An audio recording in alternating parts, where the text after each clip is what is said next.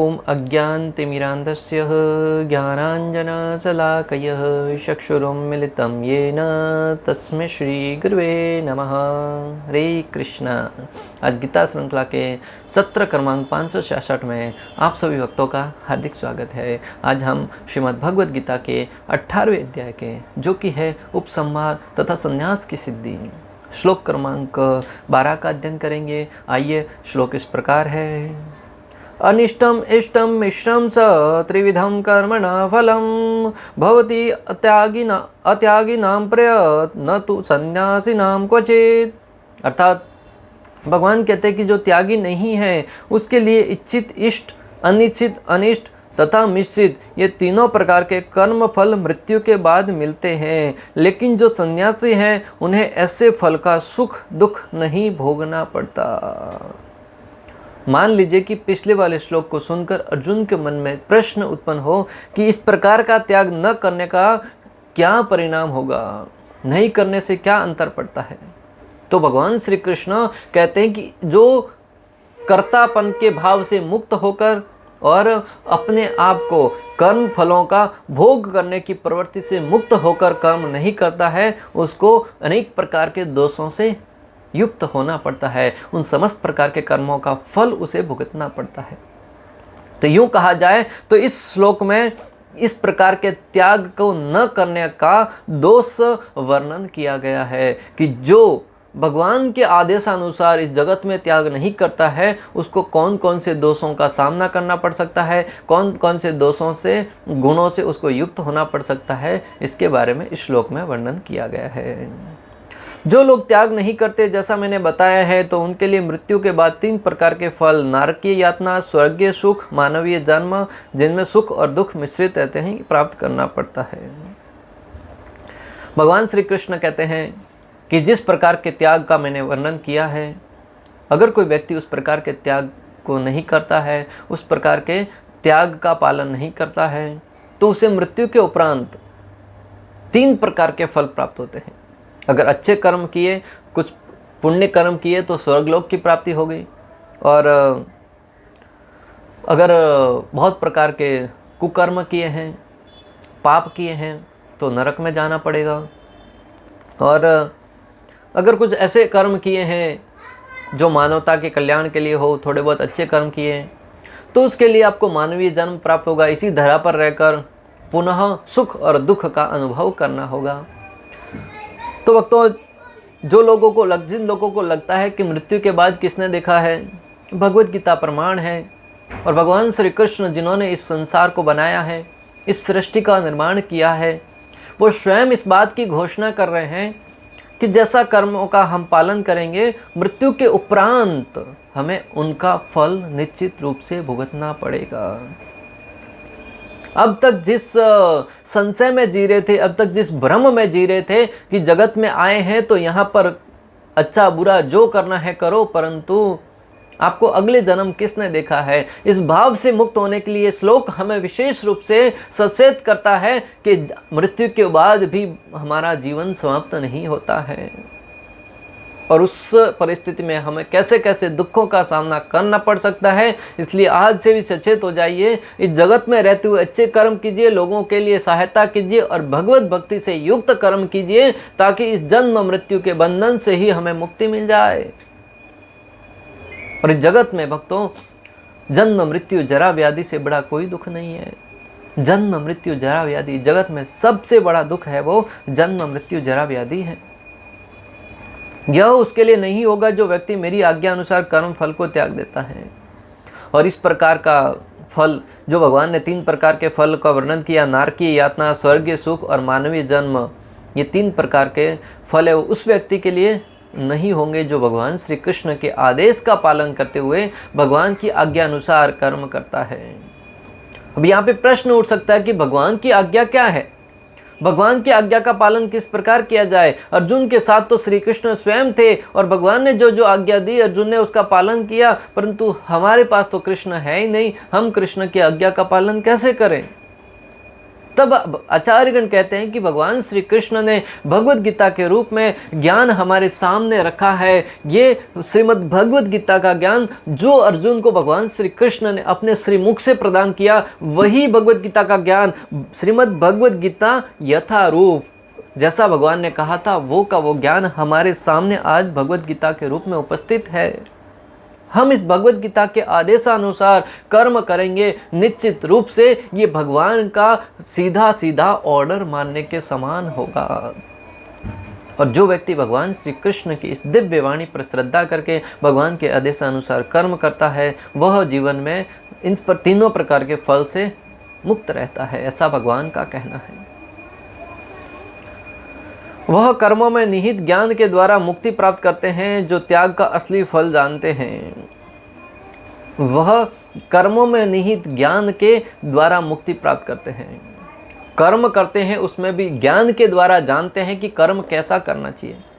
भगवान श्री कृष्ण भगवत गीता अगर हम खोलकर पढ़ेंगे तो स्पष्ट रूप से बता चुके हैं कि कर्म करो, परंतु कर्म कैसा करना है। भगवत गीता 3.9 में भगवान श्री कृष्ण कहते हैं भगवान श्री कृष्ण कहते हैं कि यज्ञार्थात् कर्मणो अन्यत्र लोको अयम कर्म बंधन तद अर्थम कर्म कौन्तेय मुक्त संग समाचर।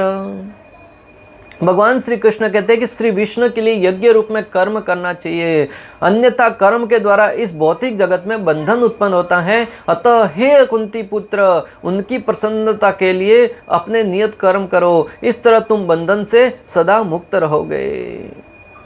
भगवान कह रहे हैं कि इस जगत में हम जो भी कर्म करते हैं उससे का फल निहित होता है, उसके द्वारा हमारे कर्म बंधन का निर्माण होता है।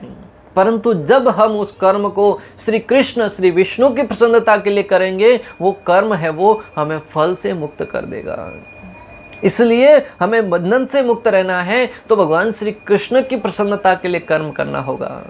इस सिद्धांत को कैसे समझा जाए, आचार्यगण समझाते हैं भक्तों कि जिस प्रकार एक फौजी, जिस प्रकार एक सैनिक बॉर्डर पर जाकर युद्ध में अनेक प्रकार की गोलियां चलाता है और उसमें सामने आने वाले विरोधियों के अनेक योद्धाओं का वध कर देता है, योद्धाओं को मृत्यु के घाट उतार देता है, और उस सैनिक को सरकार है वो मेडल प्रदान करती है, सरकार है वो सम्मानित करती है वीर्य चक्र से, और अनेक प्रकार के भारत रत्न जैसे बड़े बड़े सम्मानों से नवाजा जाता है। किस लिए? उसने बॉर्डर पर अनेक सैनिकों का, विरोधी सैनिकों का वध किया है। और वही सैनिक अगर घर पे आकर अपने मोहल्ले वालों को या अपनी सीमा में रहकर अपने सैनिकों, मित्रों, साथियों का वध कर दे, वही बंदूक है, वही चलाने वाला है, वही गोलियां हैं, तो उसको कारागार में बंद कर दिया जाएगा।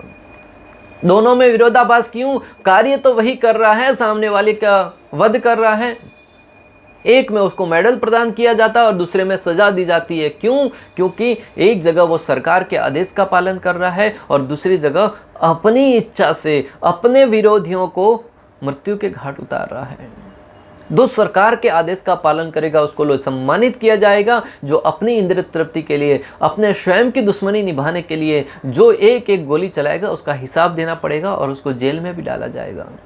उसी भांति ये संपूर्ण विश्व, संपूर्ण सृष्टि भगवान श्री कृष्ण का साम्राज्य है। और भगवान के साम्राज्य में जो कोई व्यक्ति भगवान के आदेशों का पालन करते हुए कर्म करेगा, भले वो युद्ध हो, भले वो धर्म का कार्य हो, भले वो दान का कार्य हो, भले वो धन कमाना हो, भले वो भक्ति करना हो, कोई भी कार्य क्यों न हो, जब हम भगवान श्री कृष्ण के आदेशों का पालन करते हुए कार्य करेंगे भक्तों, उस परिस्थिति में हमें किसी प्रकार के कर्म का बंधन नहीं लगेगा। उसके लिए हमें भगवान श्री कृष्ण सम्मानित करेंगे। जिस प्रकार एक सैनिक को सरकार सम्मानित करती है, उसी भांति भगवान श्री कृष्ण हमारे कर्मों के द्वारा, हमारे कार्यों के लिए हमें सम्मानित करेंगे। और भगवत गीता 9.27 में भगवान श्री कृष्ण इसके बारे में कहते हैं कि यत् करोसि यद् सनासि यज्जुहोसि ददासि यत् पश्यसि कौन्तेय तत्कुरुष्व मदर्पणम्। भगवान कहते हैं कि हे अर्जुन, तुम जो कुछ करते हो, जो कुछ खाते हो, जो कुछ अर्पित करते हो या दान देते हो, जो भी तपस्या करते हो, उसे मुझे अर्पित करते हुए करो। किस प्रकार का कर्म करने के लिए कहा जा रहा है? भगवान कहते हैं कि यत् करोसि यद सनासि यज्जु होसि ददासि यत् पश्यसि कौन्तेय तत्कुरुष्व मदर्पणम। हे अर्जुन, तुम जो कुछ करते हो, जो कुछ खाते हो, जो कुछ पीते हो, सारा का सारा कार्य मुझ श्री कृष्ण को अर्पित करते हुए करो और प्रत्येक कार्य वह भक्ति बन जाएगा। भक्ति करने के लिए भक्तों घर बार छोड़कर वन में जाने की कोई आवश्यकता नहीं है। भगवत गीता में इतनी आसान विधि बताई गई है भक्ति करने की। जीवन में जो कुछ करते हो श्री कृष्ण को अर्पण करते हुए करो। श्री कृष्ण समर्पण अस्तु, श्री कृष्ण समर्पण अस्तु। हे कृष्ण, आपका है, आपको मैं अर्पण कर रहा हूं। वो प्रत्येक कार्य भक्ति बन जाएगा। तो जब इतना आसान तरीका है भक्ति करने का, तो फिर हम उससे क्यों मुंह छिपाते भागें। और अगले वाले श्लोक में भगवान कहते हैं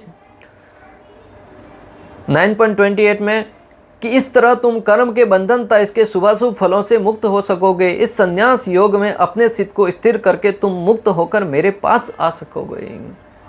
इस प्रकार के कार्य का प्रभाव क्या होगा, परिणाम क्या होगा? जो कार्य श्री कृष्ण को अर्पण करते हुए किया जाएगा उसका परिणाम क्या होगा भक्तों?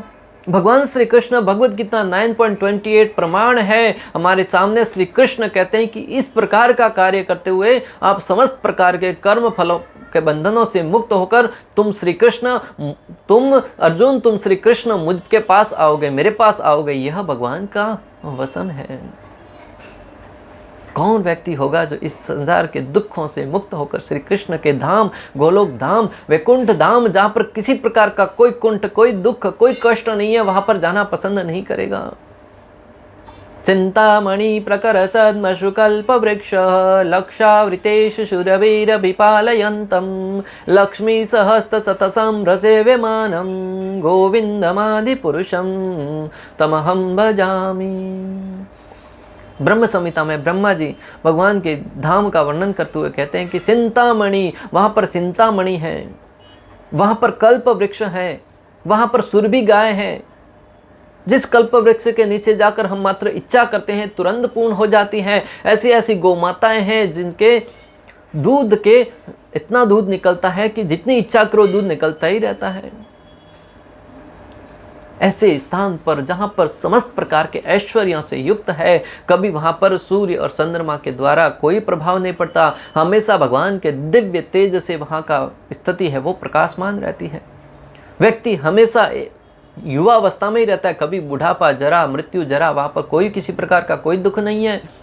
और इस जगत में भक्तों पल पल, पग पग पर समस्या है, पग पग पर दुख है, पग पग पर विघ्न है। फिर कौन बुद्धिमान होगा जो इस जगत को छोड़कर भगवान के नित्य धाम में नहीं जाना चाहेगा? जो विवेकी होगा, जो बुद्धिमान होगा, वह निश्चित रूप से इसके ऊपर विचार करके इसको अपने जीवन में पालन करने का प्रयास करेगा। जब हम भगवान के लिए कर्म करते हैं तब स्वाभाविक ही हमारा हृदय शुद्ध होता है। और जब हम भगवान श्री कृष्ण के लिए कर्म करते हैं जैसा भगवान ने कहा है, तब निश्चित रूप से हमारा हृदय शुद्ध होगा। जिस स्थान पर हमारे अंदर लालसा की भावना नहीं होगी, इंद्रिय तृप्ति की भावना नहीं होगी, स्वाभाविक ही वहाँ पर हमारा हृदय में शुद्धता आएगी, हमारे हृदय में काम वासनाओं का निवारण होगा। एक एक कर्म अगर श्री कृष्ण को अर्पण करके किया जाए ना भक्तों, वहाँ पर हमारा स्वयं का हित निहित नहीं होना, वहाँ पर प्रत्येक कार्य भक्ति बन जाता है और ऐसे कार्यों से हमारा हृदय है वो शुद्ध होता है। ऐसा भगवान श्री कृष्ण का कहना है। भागवतम 5.19.20 में अभी वर्णन आता है कि अनेक जन्मों के पश्चात मनुष्य को अपने पुण्य कर्मों के फलित होने पर शुद्ध भक्तों की संगति करने का अवसर प्राप्त होता है। अनेक जन्मों के पश्चात जब हमारे कुछ पुण्यों का उदय होता है, तब भगवान श्री कृष्ण के शुद्ध भक्तों का संग प्राप्त करने का अवसर प्राप्त होता है।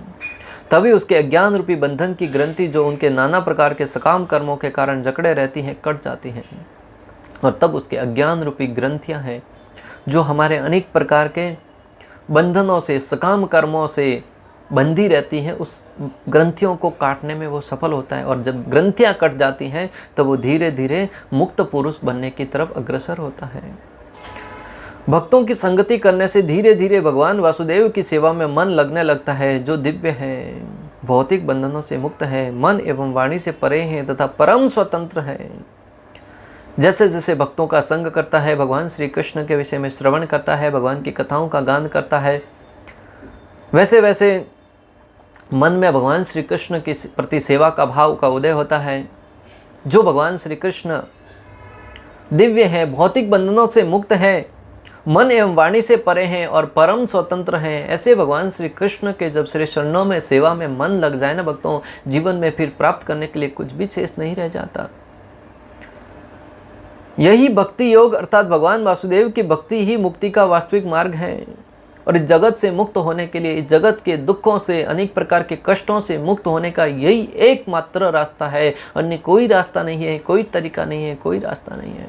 ऐसा हम नहीं कह रहे, स्वयं ब्रह्मा जी नारद मुनि से कहते हैं कि हरे कृष्णा कृष्णा कृष्णा हरे हरे, हरे राम राम राम हरे हरे। ब्रह्मा जी कहते हैं कि ये हरे कृष्णा इति सोड़ अक्षगम नाम नाम कली कलमस नाशनम नत्तः परतर उपाय सर्व वेदे सुदर्शिता। ब्रह्मा जी कहते हैं कि ये जो 16 अक्षर का महामंत्र है, यही कलयुग में एकमात्र मुक्ति प्रदान करने का रास्ता है, समाधान करने का मार्ग है। अन्य कोई रास्ता नहीं है, कोई रास्ता नहीं है, कोई तरीका नहीं है। मैंने समस्त वेदों को पढ़ लिया, सारे शास्त्रों को पढ़ लिया, इसके अलावा कोई तरीका नहीं है। हरेर नाम एव केवलम कलियौ न अस्तिव गतिर अन्यथा। शास्त्र प्रमाण है भक्तों। और जब हमारी रुचि भगवान श्री कृष्ण के नाम जप में, भगवान श्री कृष्ण की सेवा करने में, भक्तों की संगति करने में रुचि उत्पन्न होने लगे ना भक्तों, ये समझिए कि हमारे जीवन का सबसे अच्छा समय चल रहा है। जगत में छोटे मोटे दुख आएंगे, कोई प्रभाव नहीं पड़ेगा, परंतु जैसे ही आपका भक्तों से संग टूटता जाएगा, भगवान श्री कृष्ण के श्री चरणों के प्रति शरणागति का भाव कम होता जाएगा, उस समय समझिएगा कि आपके जीवन का सबसे बड़ा हानि हो रहा है। छोटा मोटा धन है वो जाएगा, परंतु कभी भी लौट के चला आएगा। जब नारायण हमारे जीवन में होंगे, लक्ष्मी जी स्वयं दौड़कर चली आएगी। स्वयं सुदामा जी का दृष्टांत भक्तों, जिनके जीवन में कुछ भी नहीं था, परंतु जैसे श्री कृष्ण के पास गए, श्री कृष्ण ने जैसे गले लगाया भक्तों, तो उनके जीवन में कितना धन धान्य की पूर्णता आई, आप कल्पना भी नहीं कर सकते। इसलिए जगत में दुखों से मत घबराइए, कष्टों से मत घबराइए, इस संभावना से घबराइए कि वो समय कितना दुखदायी होगा जब श्री कृष्ण से हमारा वियोग होता, सब भगवान के भक्तों से हमारा वियोग होगा। अतः इस बात से हमेशा सचेत रहते हो, इसमें अपने आप को लगा कर रखिएगा। जहाँ श्री भगवान की कथा रूपी विशुद्ध गंगा प्रवाहित होती है और जहाँ पवित्रता की ऐसी नदी के तट पर सेवा में तल्लीन भक्तजन नहीं रहते, ऐसे स्थान में बुद्धिमान पुरुष रुचि नहीं लेते। जहाँ पर भगवान श्री कृष्ण की दिव्य कथाओं की रूपी गंगा नहीं बहती और उस गंगा के नदी के किनारे भक्तगण एक दूसरे से परस्पर संबंध बनाकर नहीं बैठे रहते, वहाँ पर बुद्धिमान व्यक्ति है वो निवास नहीं करते, उस स्थान पर रहने के लिए अपने आप का योग्य स्थान नहीं समझते हैं। तात्पर्य, जो श्री कृष्ण भावना में व्यक्ति कृष्ण के साथ अपने संबंध को जानते हुए कर्म करता है, वह सदैव मुक्त रहता है। अतः उसे मृत्यु के पश्चात अपने कर्म फल का सुख दुख नहीं भोगना पड़ता। श्रील प्रभुपाद कहते हैं, जो कृष्ण भावना भावित व्यक्ति, जो भक्त श्री कृष्ण के साथ अपने संबंधों को जानते हुए कर्म करता है कि मैं भगवान का दास हूँ, भगवान मेरे स्वामी हैं, और उन भगवान की प्रसन्नता के लिए हमें कोई भी कर्म करना चाहिए, भले वो भौतिक दृष्टि से किसी भी प्रकार का क्यों ना लगे। भगवान के मंदिर का मार्जन करना हो, भगवत गीता का वितरण करना हो, भागवत कथा का प्रचार करना हो, कृष्ण भक्ति में यथाशक्ति यथासंभव जो भी कार्य करना पड़े उसको करते हुए प्रतीत होता है। श्रील प्रभुपाद कहते हैं, वह सदैव मुक्त रहता है। ऐसा व्यक्ति कर्म करते हुए भी मुक्त रहता है। अतः उसे मृत्यु के पश्चात अपने कर्म फलों का सुख दुख नहीं भोगना पड़ता। और ऐसे व्यक्ति को मृत्यु के उपरांत अपने द्वारा किए गए प्रत्येक कार्य का कोई हिसाब नहीं देना पड़ता। भक्तों, इस बात को ध्यान में रखिएगा, गरुड़ पुराण प्रमाण है। जब व्यक्ति की मृत्यु होती है, उसे यमराज के दरबार में ले जाया जाता है और उसके जीवन में क्या क्या कार्य किए सारे के सारे सौपड़े बाहर निकाले जाते हैं। हम जीवन में कोई भी कार्य करते हैं, देखते हैं कोई देख तो नहीं रहा है कहीं। अभी तो आजकल कैमरे लगे होते हैं, कैमरों से बचने के लिए उसके ऊपर या तो कैमरे का तार काट देते हैं चोरी करते समय शोर लोग, और अनेक प्रकार से लोगों से बचने का प्रयास करते हैं। कोई नहीं देख रहा है तब कर्म करते हैं। परंतु भक्तों, भगवान द्वारा जो 14 कैमरे छोड़े हुए हैं, पृथ्वी, अग्नि, जल, वायु, आकाश, सूर्य, चंद्रमा और अनेक प्रकार के, और कोई नहीं देखे तो भगवान के जो हृदय में भगवान परमात्मा रूप में निवास है वो तो हमेशा देखते रहते हैं। और हमारे एक एक क्रिया का रिकॉर्डिंग हो रहा है, और उस कर्मों के एक एक सिद्धांत को जब सामने लाकर रखा जाएगा तब पूछा जाएगा कि इसने जीवन में कार्य क्या क्या किए हैं।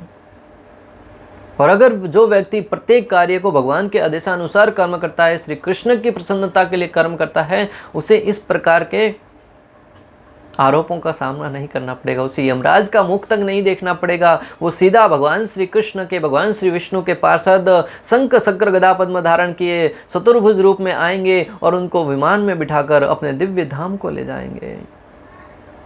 संत तुकाराम महाराज को लेने के लिए भगवान श्री विष्णु के पार्षद आए, शंख चक्र गदा पद्म धारण किए विमान में बैठकर वो भगवान के धाम में गए।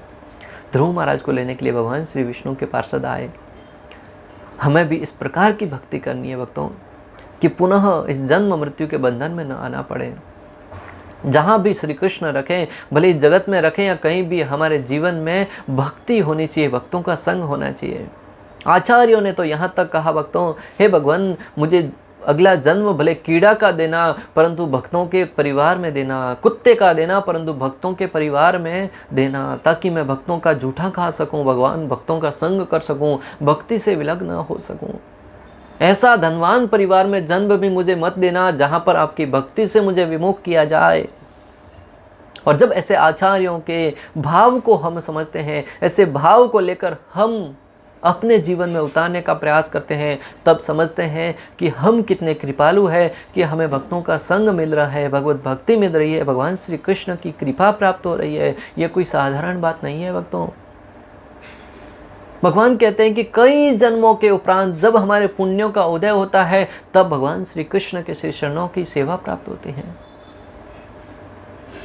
और अगर हमें आसानी से श्रील प्रभुपाद जी की कृपा से, आचार्यों की कृपा से, संत महात्माओं के अहेतु की कृपा से अगर हमें भक्ति प्राप्त हुई है तो हमें इसे हाथों हाथ लेना चाहिए, इसे जाने नहीं देना है।